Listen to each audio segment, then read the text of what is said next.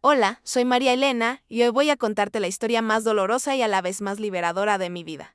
Una historia sobre cómo mi propio hijo, el niño que crié con tanto amor y sacrificio, me arrojó sopa hirviendo por atreverme a pedirle más comida. Pero también te voy a contar cómo esa humillación se convirtió en el empujón que necesitaba para descubrir quién era realmente.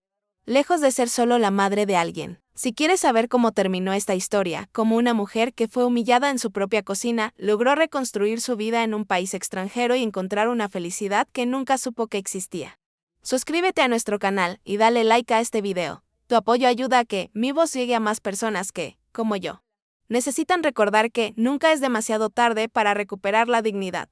Todo comenzó hace 3 años, cuando mi hijo Diego cumplió 25 años. Yo tenía 52, había enviudado 5 años antes y desde entonces había vivido únicamente para él. Trabajaba en una oficina de contabilidad, un empleo modesto pero estable.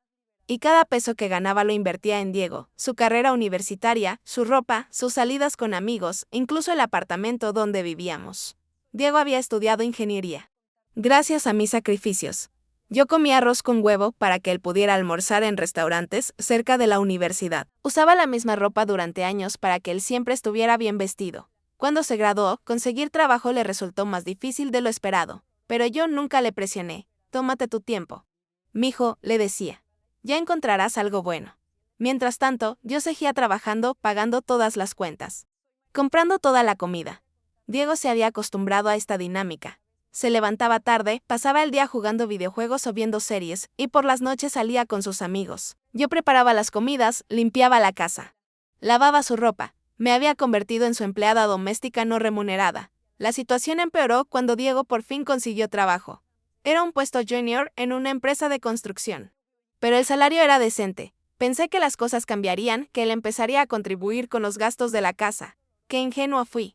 En lugar de ayudar, Diego se volvió aún más exigente. Ahora que tenía su propio dinero, se creía con derecho a tratarme como a una sirvienta.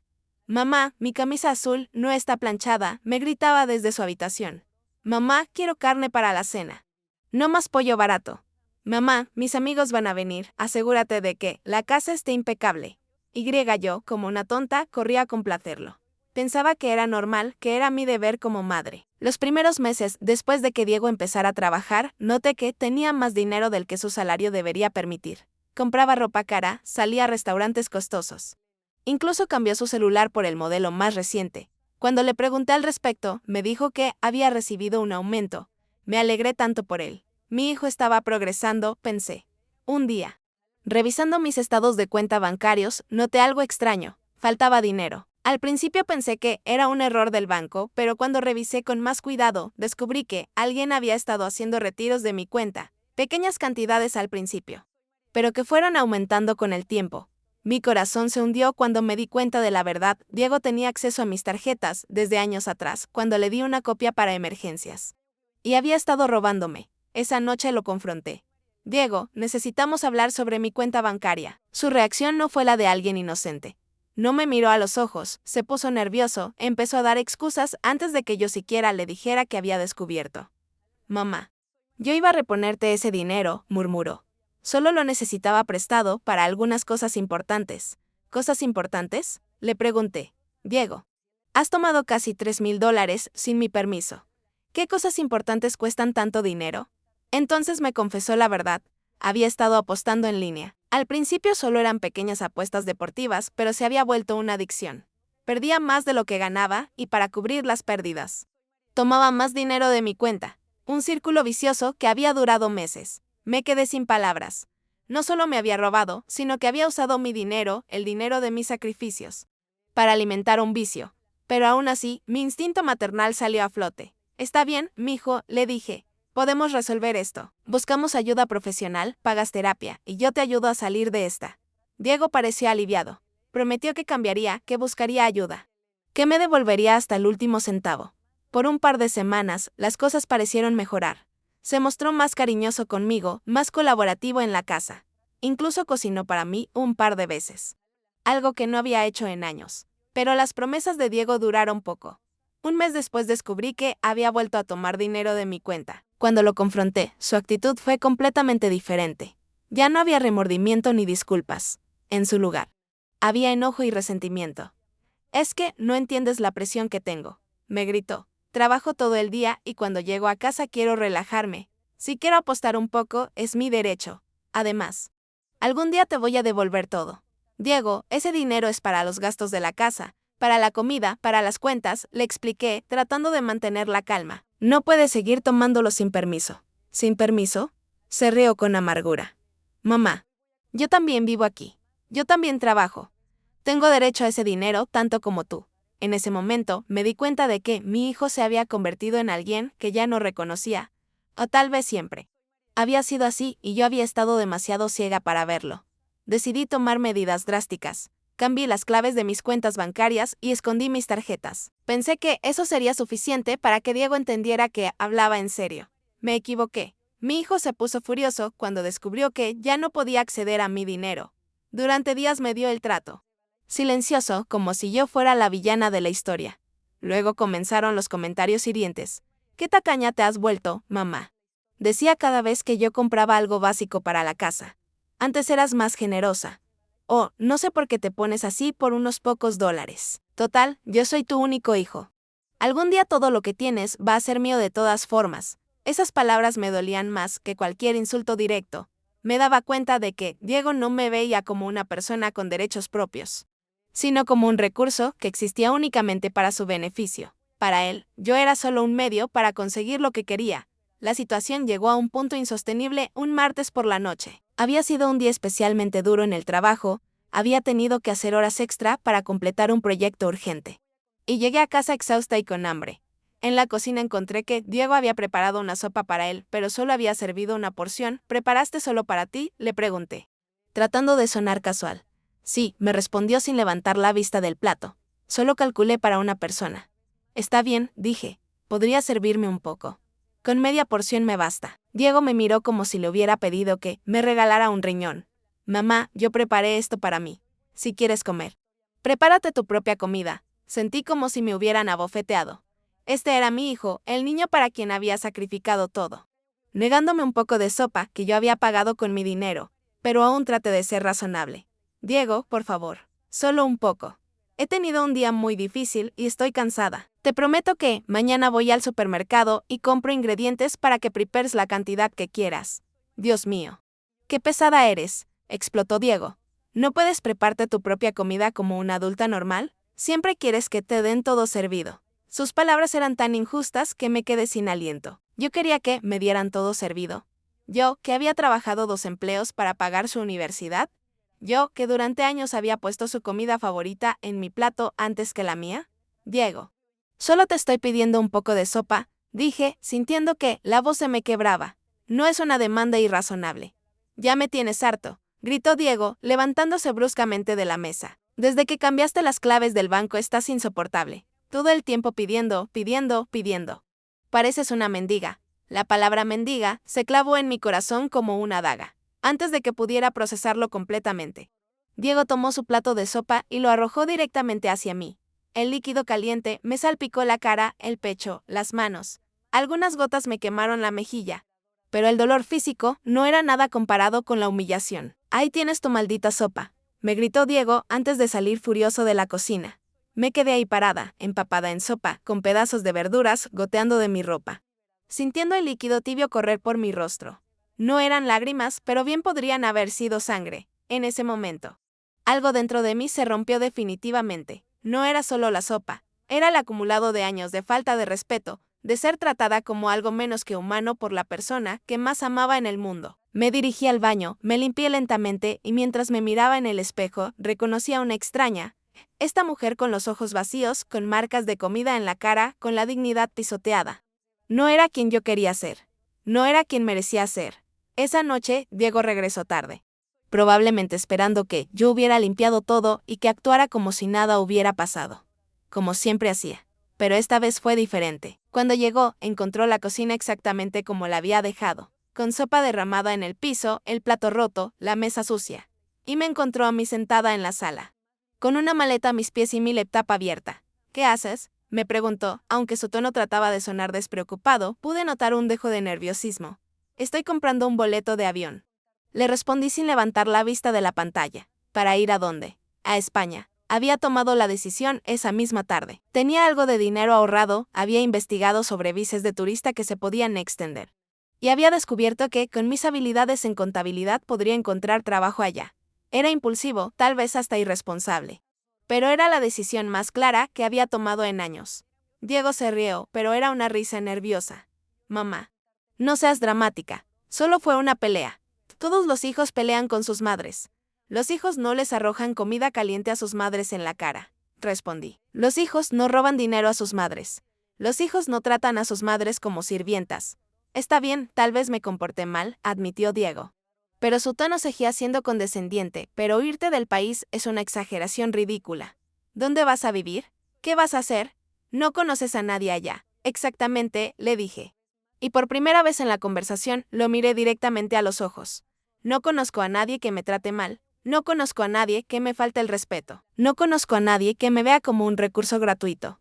Eso suena como el paraíso. Diego se quedó callado por un momento y creo que, finalmente, se dio cuenta de que hablaba en serio. Mamá, sé que he cometido errores, pero no puedes irte así como así. ¿Qué va a pasar conmigo? Lo mismo que ha pasado estos últimos años, respondí. Vas a cuidar de ti mismo. Vas a limpiar tu propia casa. Cocinar tu propia comida, lavar tu propia ropa. Vas a ser un adulto. Pero yo te necesito, exclamó Diego, y por primera vez en meses, vi algo parecido a vulnerabilidad en sus ojos. No, Diego. Tú necesitas una empleada doméstica gratuita. Y yo necesito dejar de ser una. Me levanté de la silla y cerré la laptop. He transferido todo mi dinero a una cuenta nueva. Mañana por la mañana, un agente inmobiliario viene a tasar el apartamento. Para ponerlo en venta. Tienes un mes para encontrar otro lugar donde vivir. Diego se puso pálido. ¿Vas a vender la casa? Esta es mi casa también. No, Diego. Esta casa está a mi nombre, la pagué con mi dinero y ahora la voy a vender para financiar mi nueva vida. Tú tienes trabajo. Tienes ingresos, puedes conseguir tu propio apartamento. No puedes hacer esto, gritó Diego. Soy tu hijo. Tienes obligaciones conmigo. Mis obligaciones contigo terminaron cuando te convertiste en adulto, le dije con una calma que me sorprendió a mí misma. Y definitivamente terminaron cuando me arrojaste sopa en la cara por pedir comida en mi propia casa. Diego trató de argumentar, de manipular, de hacerme sentir culpable. Utilizó todas las tácticas que había perfeccionado durante años. Eres una mala madre. Me dijo, las madres no abandonan a sus hijos. Papá estaría decepcionado de ti. Estás siendo egoísta. ¿Qué va a pensar la gente? Pero algo había cambiado en mí. Cada insulto, cada intento de manipulación, solo reforzaba mi convicción de que estaba tomando la decisión correcta. Esta persona que tenía frente a mí no era el hijo que había criado. O tal vez sí lo era, y yo había estado negándome a verlo. Una semana después estaba en el aeropuerto, con 2 maletas y una cantidad de dinero que me permitiría vivir modestamente durante varios meses mientras me establecía. Diego no fue a despedirse. El último mensaje que recibí de él fue un texto que decía, cuando te des cuenta del error que estás cometiendo. Va a ser demasiado tarde para arreglarlo. Le respondí, tienes razón. Ya es demasiado tarde para arreglar los últimos 20 años. Pero no es demasiado tarde para empezar de nuevo. El vuelo a Madrid duró 8 horas, y durante todo ese tiempo no sentí ni una pizca de arrepentimiento. En cambio, sentí algo que no había experimentado en años, emoción por el futuro. Libertad, posibilidad. Los primeros meses en España fueron duros, no voy a mentir. Tuve que aprender a navegar la burocracia, conseguir los papeles necesarios para trabajar legalmente. Encontrar una habitación económica en un piso compartido. Pero cada obstáculo que superaba me daba más confianza en mí misma. Estaba demostrándome que podía cuidar de mí sola. Algo que había olvidado durante mis años de dedicación total a Diego. Encontré trabajo en una pequeña firma de contabilidad en el barrio de Malasaña. El salario era modesto, pero suficiente para vivir dignamente. Mi jefe, Antonio, era un hombre mayor que valoraba la experiencia y la dedicación por encima de todo. Mis compañeros de trabajo fueron amables y acogedores. Me ayudaron a adaptarme a las diferencias culturales y legales, pero el mayor regalo de mi nueva vida fue descubrir quién era yo más allá de ser la madre de Diego. Comencé a tomar clases de flamenco los jueves por la noche. Me uní a un grupo de lectura que se reunía los domingos en una biblioteca cerca de mi apartamento. Empecé a viajar los fines de semana, explorando pequeños pueblos españoles que había visto solo en postales. Por primera vez en décadas, mis decisiones eran completamente mías. Si quería comer helado para el desayuno, lo hacía. Si quería gastar dinero en un vestido bonito, me lo compraba sin sentir culpa. Si quería quedarme en casa leyendo en lugar de limpiar, esa era mi elección. 6 meses después de llegar a España, recibí una llamada de Diego. Mi corazón se aceleró cuando vi su nombre en la pantalla, y por un momento dudé si responder. Finalmente, lo hice. Mamá, dijo, y su voz sonaba diferente, más madura. Tal vez. ¿Cómo estás? Estoy bien, Diego, respondí honestamente. ¿Y tú? Hubo una pausa larga. Ha sido difícil, admitió. Tuve que conseguir un apartamento más barato. Y, bueno, aprender a hacer todas las cosas que tú hacías por mí fue más complicado de lo que pensaba. Me alegra saber que estás aprendiendo, le dije. Mamá, he estado pensando mucho en lo que pasó entre nosotros. Continuó Diego. Creo que no me había dado cuenta de cuánto sacrificaste por mí.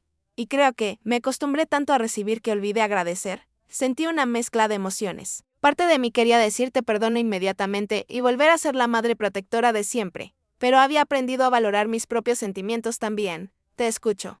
Le dije simplemente. No espero que me perdones de inmediato, dijo Diego, y me sorprendió su madurez. Sé que te lastimé mucho. Y sé que arrojar esa sopa fue imperdonable, pero quería que supieras que he buscado ayuda para el problema de las apuestas.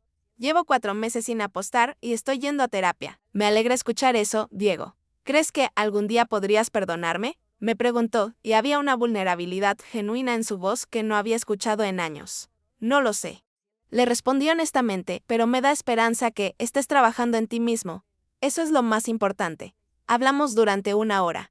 Diego me contó sobre su nueva vida, sobre las lecciones que había aprendido, sobre lo difícil que había sido aceptar que había tratado mal a la persona que más lo amaba. Yo le conté sobre España, sobre mi trabajo, sobre las clases de flamenco. Cuando colgamos, me di cuenta de que algo había cambiado. Ya no sentía esa necesidad desesperada de protegerlo y cuidarlo. Por primera vez, estaba hablando con Diego como si fuera un adulto responsable de sus propias acciones. No como un niño que necesitaba que yo resolviera todos sus problemas. Han pasado 2 años desde esa llamada. Diego y yo hablamos regularmente ahora, pero nuestra relación es completamente diferente. Es más honesta, más equilibrada. Él ha seguido yendo a terapia y ha conseguido un mejor trabajo. Ha pagado algunas de las deudas que tenía conmigo. Aunque yo le he dicho que eso no es lo más importante. Yo, mientras tanto, he construido una vida que no sabía que era posible. Conseguí un apartamento propio. Un lugar pequeño pero luminoso, cerca del Parque del Retiro. He hecho amistades genuinas con personas que me valoran por quien soy, no por lo que puedo hacer por ellas. Incluso he comenzado a tener citas románticas.